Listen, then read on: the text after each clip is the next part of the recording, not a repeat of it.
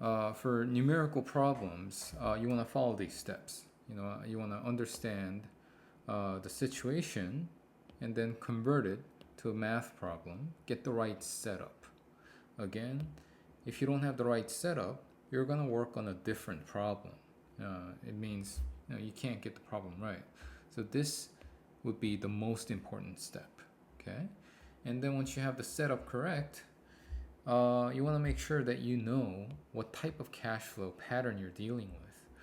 Are you working with a lump sum problem, topic 2 type problem, or are you working with the multiple cash flow situation? If it's topic 3, then the cash flows fall into one of these categories: regular annuity, growing annuity, regular perpetuity, growing perpetuity, irregular pattern. I think this is maybe example 1 in topic 3, where your parents are going to pay you money if you get an A in this course. That would be an irregular pattern. And a combination pattern. I think this is example 7 in topic 3, okay, where you have an annuity and a perpetuity. Okay, and then you want to make sure you're able to apply the formulas correctly. Okay, again, it deals with the timing of the output. Okay, so you can put in the right numbers. For example, if we have the PVP formula, it's this, right? But as I said in the lecture videos, you always want to check for the timing of the cash flow.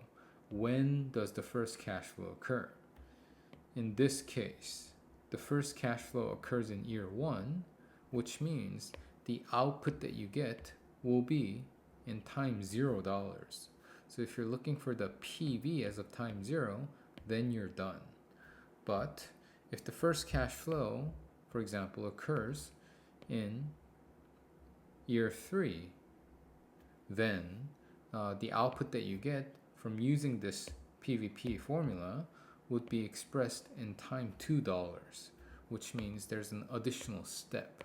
You need to take this value back to time 0. Okay? But yeah, so this is how you would analyze the problem and try to understand how to do the problem. And the next step is also crucial. Okay? So I'll say once you've analyzed the problem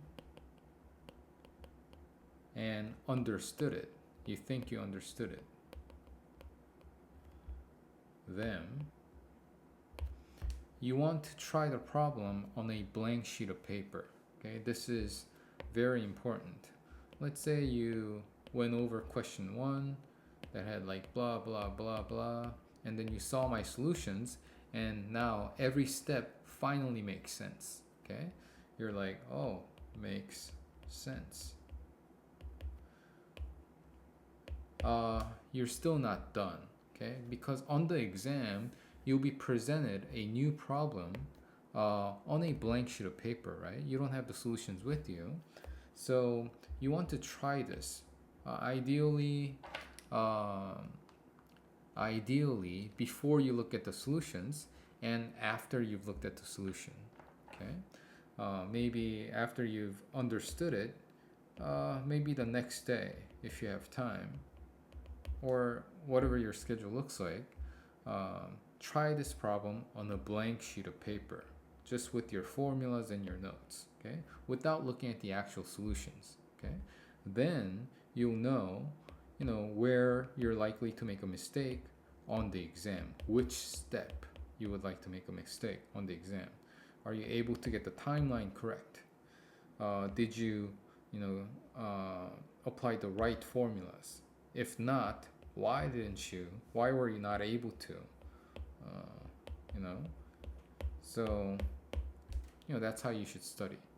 So if you're really able to do all the problems that I give you on a blank sheet of paper on your own, then it's very hard to not do well on the exam. Yeah. Okay. So good luck.